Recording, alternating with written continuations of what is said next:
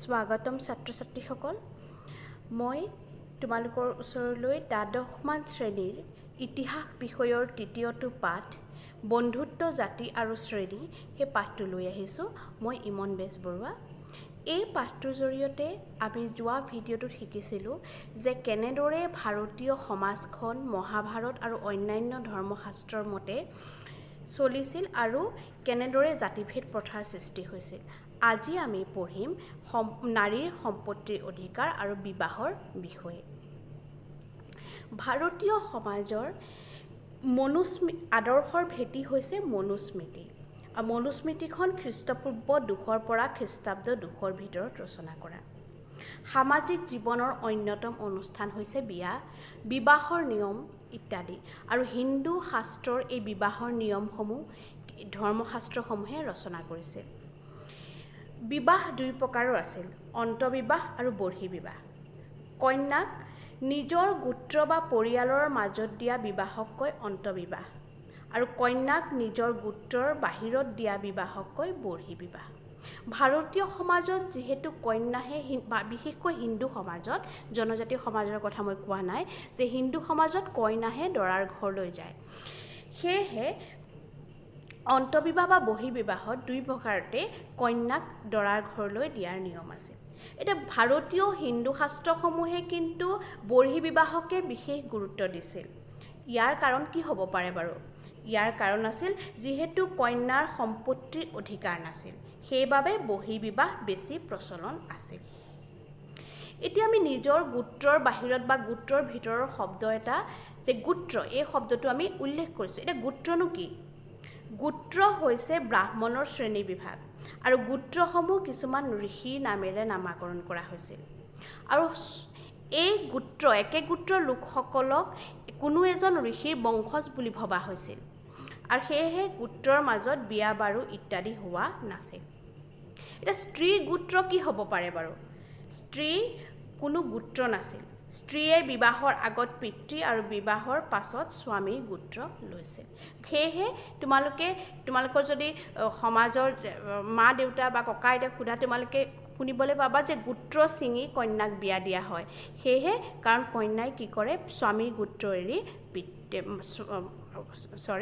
তেওঁলোকে পিতৃ গোত্ৰ এৰি স্বামীৰ গোত্ৰ গ্ৰহণ কৰে এটা ভাৰতীয় বিবাহ পদ্ধতি আছিল 8 প্ৰকাৰৰ এনে বিবাহসমূহ আছিল ব্ৰাহ্ম বিবাহ দৈব বিবাহ অৰ্শ বিবাহ প্ৰজাপত্য বিবাহ গন্ধৰ্ব বিবাহ ৰাক্ষস বিবাহ অসুৰ বিবাহ আৰু পিশাচ বিবাহ এটা ব্ৰাহ্ম বিবাহত কন্যাৰ পিতৃ মাতৃয়ে বেদজ্ঞ বা বিদ্বান পুৰুষক নিমন্ত্ৰণ কৰি আনি কন্যাক বস্ত্ৰ অলংকাৰে সুশোভিত কৰি বৈদিক মন্ত্ৰ পাঠ কৰে দৈব বিবাহত কন্যাৰ পিতৃ মাতৃয়ে এটা যজ্ঞৰ আয়োজন কৰে আৰু যজ্ঞৰ পুৰোহিতজনক কন্যা দান কৰে আচলতে যজ্ঞৰ পুৰোহিত ৰূপে ভগৱানৰ লগত দৈবৰ লগতহে আচলতে ছোৱালীজনীক বিয়া দিয়া হয় অৰ্শ বিবাহ ভাৰতীয় দৰ্শনত বিবাহৰ মুখ্য উদ্দেশ্য আছিল উত্তম পুত্ৰৰ প্ৰজনন কৰা সেইকাৰণেই কোৱা হয় যে পুত্ৰাৰ্থে ক্ৰিয়তে ভাজ্যা গতিকে যেতিয়া কাৰোবাৰ উত্তম পুত্ৰৰ আশা থাকে তেতিয়াও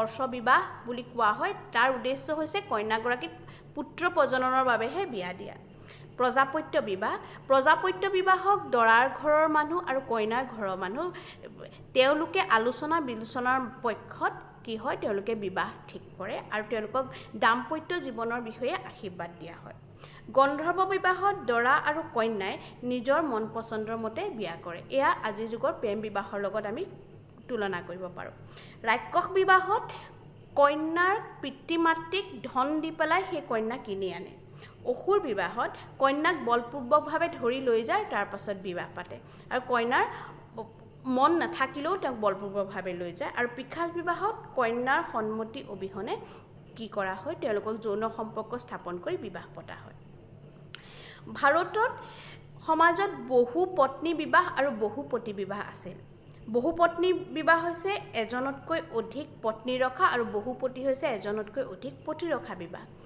বহুপতি বিবাহ কালক্ৰমত কি কৰা হৈছিল ইয়াক উপযুক্ত বুলি ভবা হোৱা নাছিল শাসক বা উচ্চবৰ্গৰ মাজত বহুপতি বিবাহ প্ৰচলন আছিল। সাময়িকভাৱে এই ব্যৱস্থাৰ বিভিন্ন ব্যাখ্যাৰ পৰা এইটো স্পষ্ট হয় যে কালক্ৰমত কেইবা শতিকা জুৰি মহাভাৰতখন পুনৰ নিৰ্মাণ কৰা হোৱাৰ বাবে ব্ৰাহ্মণসকলে বহুপতি বিবাহ বৰ্জিত হৈ পৰিছে। যিহেতু আমি বহুপতি বিবাহৰ ক্ষেত্ৰত দ্ৰুপদীৰ কথা আমি পাওঁ, দ্ৰুপদীয়ে বহুপতি বিবাহ কৰিছিল, তেওঁ 5জন পতি আছিল, কিন্তু পাছত এই কথাটো কোৱা হয় যে তেওঁ কিছুমান কাহিনীত তাত যোগ কৰি দিছিলে যে দ্ৰুপদীয়ে পাঁচবাৰ শিৱক পতি পাবৰ কাৰণে প্ৰাৰ্থনা কৰিছিল, সেইবাবেহে তেওঁ 5জন পতি পালে। বা কিছুমান যে কুন্তীয়ে ভুলতে যি বস্তু আনিছ তাক ভগাই ল বুলি কোৱাৰ ফলতহে আচলতে দ্ৰুপদীৰ 5জন পতি হ'বলগীয়া হ'ল। কিন্তু ভাৰতীয় যিখিনি ধৰ্মশাস্ত্ৰসমূহে নীতি নিয়মখিনি দিছিল, এই নীতি নিয়মখিনি সঁচাকৈয়ে সকলোৱে মানি লৈছিলনে? প্ৰকৃততে কিছু কিছু ক্ষেত্ৰত ইয়াৰ বিপৰীত কথা কিছুমানো আমি গম পাওঁ। সাতবাহনসকল হৈছিলে পশ্চিম ভাৰত আৰু মধ্য ভাৰত সেই অঞ্চল শাসন কৰা লোক। সাতবাহনসকলৰ ৰজাসকলক ৰাণীৰ নামসমূহ গৌতম আৰু বশিষ্ঠ গোত্ৰৰ পৰা উৎপত্তি হৈছিল আৰু এই গোত্ৰসমূহ কিন্তু পিতৃবংশীয় গোত্ৰ নাছিল। সেয়েহে তেওঁলোকে কিন্তু পিতৃবংশীয় গোত্ৰ আছিল আৰু তেওঁলোকে স্বামীৰ গোত্ৰ লোৱা নাছিল। কিছুমান লিপিৰ পৰা গম পোৱা যায় যে ৰজা গৌতমী পুত্ৰ শ্ৰী শতকৰ্ণী, ৰজা বশিষ্ঠী পুত্ৰ স্বামী শ্ৰী পুলুমাই, ৰজা মাধুৰী পুত্ৰ স্বামী চাক্যসেন, বশিষ্ঠী পুত্ৰ ছত্ৰপাণ, এনেধৰণে আমি কিছুমান সাতবাহন ৰজাসকলৰ নাম পাওঁ। ইয়াৰ পৰা আমি গম পাওঁ যে তেওঁলোকে গোত্ৰ ব্যৱস্থাত মাতৃ গোত্ৰহে লিখিছিল, কিন্তু সেইবুলি তেওঁলোকৰ কিন্তু ৰাণীসকলৰ সম্পত্তিৰ অধিকাৰ নাছিল। আৰু দক্ষিণ ভাৰতৰ কিছু সম্প্ৰদায়ৰ মাজত এতিয়াও অন্তঃবিবাহ প্ৰচলিত হৈ আছিল। তেওঁলোকে অন্তঃবিবাহ পদ্ধতি প্ৰচলন কৰিছিল স্বজনীয়তাৰ মাজত এনে বিবাহে এটা শক্তিশালী সম্প্ৰদায় বিকাশ সাধন কৰাৰ উদ্দেশ্যত। গতিকে দেখা যায় যে যিহেতু ধৰ্মশাস্ত্ৰসমূহে আমাৰ সমাজৰ কিছুমান নীতি নিয়ম দিছিল যদিও বহু ক্ষেত্ৰত এই নীতি নিয়মসমূহ সেই সময়ত সকলো ধৰ্মশাস্ত্ৰ মতে পালন কৰা হোৱা নাছিল, কিন্তু কালক্ৰমত এই নিয়মসমূহ লাহে লাহে লাহে লাহে ভাৰতীয় সমাজখনত মিলি গৈছিল আৰু এতিয়াও আমি তেনেধৰণৰ নিয়ম কানুন মতে আমি চলোঁ। এতিয়া সমাজত সম্পত্তি অধিকাৰ, সামাজিক জীৱন বুলি ক'বলৈ হ'লে আমি সম্পত্তিৰ অধিকাৰটো এটা তাৰ মুখ্য বিষয়। ভাৰতীয় সমাজে স্ত্ৰীক সম্পত্তিৰ অধিকাৰ দিয়া নাছিল। মনুস্মৃতি মতে স্ত্ৰীয়ে মাত্ৰ 4টা ধৰণেহে সম্পত্তি লাভ কৰিব পাৰিছিল। এক বিবাহৰ যোগেদি, বিবাহৰ সময়ত পোৱা উপহাৰ, পিতা বা ভাতৃৰ পৰা পোৱা উপহাৰ আৰু স্বামীৰ পৰা পোৱা উপহাৰ। এতিয়া আমি দেখোঁ যে উপহাৰৰ বাহিৰে বাকী ধৰণে কিন্তু এগৰাকী স্ত্ৰীয়ে সম্পত্তি লাভ কৰিব পৰা নাছিল।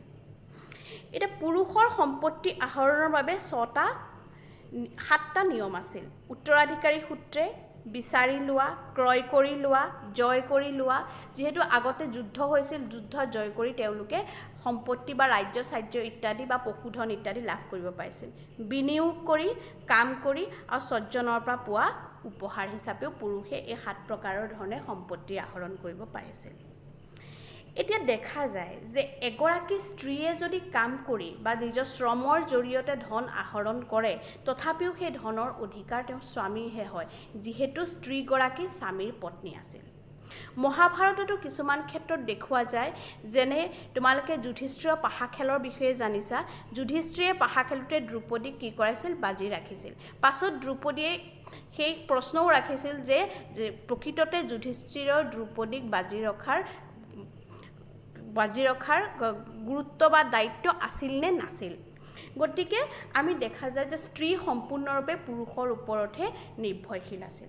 কিন্তু তথাপিও প্ৰভাৱতী গুপ্তৰ দৰে মহিলাৰ সম্পত্তিৰ ওপৰত থকা অধিকাৰৰ বিষয়ে প্ৰমাণ পোৱা যায়, যিহেতু কিছুমান লিপিৰ পৰা তেওঁ যে ব্ৰাহ্মণক সম্পত্তি দান কৰিছিল সেই বিষয়ে জনা যায়। গতিকে মহাভাৰতৰ যুগত স্ত্ৰীৰ সম্পত্তিৰ অধিকাৰ নাছিল আৰু এই অধিকাৰ সম্পূৰ্ণৰূপে পুৰুষসকলেহে উপভোগ কৰিছিল। এতিয়া ইতিহাসবিদসকলে মহাভাৰতৰ কাহিনীভাগ দুটা ভাগত ভাগ কৰিছে। এটা হৈছে বৰ্ণনাত্মক আৰু এটা হৈছে উপদেশাত্মক।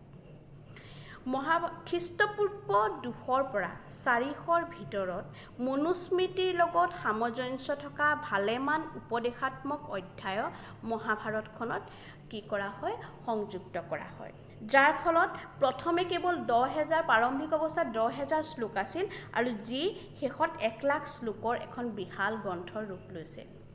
প্ৰাৰম্ভিক অৱস্থাত মহাভাৰতখন ভাতসাৰথি বা সুত বোলা এজন লোকে ৰচনা কৰিছিল বুলি কোৱা হয়, কিন্তু সুত হিচাপে সাৰথিকো বুজায়। সুত শব্দটোৱে সাৰথিক বুজায়।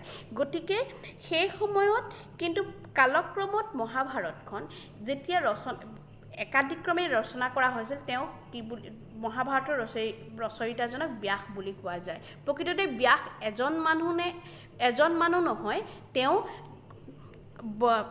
একাদিক্ৰমে অহা লেখকসকলৰ সমষ্টিহে। 1951-52 চনত বি লালে উত্তৰ প্ৰদেশৰ হস্তিনাপুৰ নামৰ এখন গাঁৱত খননকাৰ্য কৰি হস্তিনাপুৰৰ লগত সেই মহাভাৰতৰ হস্তিনাপুৰৰ সামঞ্জস্য বিচাৰি পাইছে। গতিকে আমি যদি এই কাষৰ মেপখনলৈ লক্ষ্য কৰোঁ, তেতিয়া আমি দেখিম যে তেওঁ আচলতে প্ৰকৃততে মহাভাৰতৰ এই অঞ্চলসমূহ আছিল নে নাছিল তাৰ পৰীক্ষা কৰিছিল আৰু সৌভাগ্যক্ৰমে তেওঁ দুয়োখন ঠাইৰ নামত সামঞ্জস্য দেখা পাইছিল। আৰু এই স্থান অৱস্থিত আছিল প্ৰাচীন কুৰু ৰাজ্য বুলি স্থিৰ কৰা উজনি গংগাৰ দোৱাব অঞ্চলত, আৰু এইখনেই মহাভাৰতত উল্লেখ থকা কুৰুৰ হস্তিনাপুৰ বুলি স্পষ্ট ইংগিত কৰে। কিন্তু এই অঞ্চলত নগৰসমূহৰ বিকাশ সাধন হৈছিল খ্ৰীষ্টপূৰ্ব 6ষ্ঠ শতিকাৰ পৰৱৰ্তী সময়ত। গতিকে মহাভাৰতৰ মুখ্য কাহিনী ভাগৰ লগত নগৰসমূহৰ বৰ্ণনা সংযোজিত কৰা হৈছিল নেকি? কিয়নো বৰ্ণনাসমূহৰ তুলনা কৰি প্ৰমাণ পাবলৈ তেওঁলোকে একো তথ্য উদ্ধাৰ হোৱা নাছিল। কাৰণ মহাভাৰতৰ নগৰসমূহ ইন্দৰ নগৰৰ লগত তুলনা কৰা হৈছে, সিংহদ্বাৰ তোৰণৰ কথা উল্লেখ কৰা হৈছে, কিন্তু খনন কাৰ্যত ইয়াৰ গৃহ বা দেৱাল নিৰ্মাণত প্ৰধানত বোকা মাটি ইটাৰ ব্যৱহাৰ কৰা হৈছিল বা নলখাগৰি স্পষ্ট চাপ থকা বা আৰু মাটিৰ প্লাষ্টাৰ ইত্যাদি উদ্ধাৰ কৰা হৈছে। কিন্তু তথাপিও সেই সময়ত যে এই পাঞ্চাল, কুৰু, অংগ, দ্বাৰকা এনেধৰণৰ নগৰসমূহ আছিল বা কুৰুক্ষেত্ৰ, হস্তিনাপুৰ, ইন্দ্ৰপ্ৰস্থ এই নগৰসমূহ যে আছিল তাৰ প্ৰমাণ পোৱা যায়। এতিয়া এই মহাভাৰতৰ ওপৰতে আমাৰ এই সময়ছোৱাৰ সামাজিক যি ইতিহাস, এই সামাজিক ইতিহাস বা সমাজৰ যি প্ৰচলিত কথা সেইখিনি অধ্যয়ন কৰা হয়। তাৰোপৰি এই পাঠটোৰ অন্যান্য কেইটামান গুৰুত্বপূৰ্ণ তথ্য হৈছে, তোমালোকে মনত ৰাখিবা যে মুদ্ৰা ৰাক্ষস গ্ৰন্থখন বিশাখা দত্তই লিখিছিল। এই গ্ৰন্থখন মৌৰ্য যুগৰ ইতিহাস জনাৰ এটা উল্লেখযোগ্য উৎস, আৰু ইয়াত কি কৰা হৈছে, চন্দ্ৰগুপ্ত মৌৰ্যক নিম্ন বংশজাত বুলি উল্লেখ কৰা হৈছিল। শক ৰজা ৰুদ্ৰদমনে সুদৰ্শন হ্ৰদ পুনৰ নিৰ্মাণ কৰিছিল। গিল্ড আছিল একে বৃত্তিজীৱী লোকৰ সংগঠন। কাৰণ আমি আগৰ ক্লাছত জাতিভেদ প্ৰথাৰ বিষয়ে পঢ়িছিলোঁ, গতিকে জাতিভেদ প্ৰথাৰ বিষয়ে বহুতে আমি এটা গম পাইছিলোঁ যে বৃত্তি অনুসৰি সকলোৰে জাতি বেলেগ বেলেগ আছিল, আৰু বৃত্তি অনুসৰি তেওঁলোকে টকা পইচা লেনদেন কৰিবলৈ বা তেওঁলোকৰ ব্যৱসায়িক নিয়মবোৰ কেনে হ'ব সেইখিনি জানিবলৈ তেওঁলোকে গিল্ড নামৰ এটা সংগঠন কৰিছিল, আৰু তাতেই তেওঁলোকৰ কিছুমান ক্ষেত্ৰত ই বিচাৰ ব্যৱস্থাৰো কাম কৰিছিল। মধ্যপ্ৰদেশৰ মন্দাসুৰ লিপিত বস্ত্ৰশিল্পীৰ গিল্ডৰ বিষয়ে জনা যায়। মিশ্ৰকটিকা নামৰ নাটকখন শূদ্ৰকে ৰচনা কৰিছিল, আৰু J.A. বিউটি নান তেখেতে মহাভাৰতৰ যিখন সমালোচনাত্মক সংস্কৰণ ইংৰাজীলৈ অনুবাদ কৰে, কিন্তু তেওঁ এই ইংৰাজীলৈ অনুবাদ কৰা কাৰ্য কিন্তু সম্পূৰ্ণ কৰিব পৰা নাছিল। 1978 চনত তেওঁৰ মৃত্যু হৈছিল, আৰু তেওঁৰ মৃত্যুত এই কাম আধৰুৱা হৈ যায়। গতিকে মুখ্যতঃ এই পাঠটোত আমি ভাৰতৰ সামাজিক জীৱনৰ বিষয়ে এইখিনিয়ে কথা পাওঁ যে কেনেধৰণে নাৰীসকলৰ অৱস্থা আছিল, কেনেধৰণেৰে মহাভাৰতখনৰ যোগেদি বিভিন্ন বা জাতি ভেদ ইত্যাদি সকলোৰে কথা আৰু মহাভাৰতৰ যোগেদি পুৰুষৰ সম্পত্তিৰ অধিকাৰ নাৰী কেনেধৰণৰ সম্পত্তিৰ অধিকাৰ আছিল বা মাতৃসকলৰ স্থান কেনেকুৱা আছিল এই সকলো কথা আমি গম পাওঁ গতিকে ইয়াত তোমালোকক এই পাঠটোৰ পাছত আমি কিছুমান গৃহ কাৰ্য দিছোঁ এই গৃহ কাৰ্যখিনি তোমালোকে ভালদৰে কৰিবা পাঠটি ভালদৰে পঢ়িবা ধন্যবাদ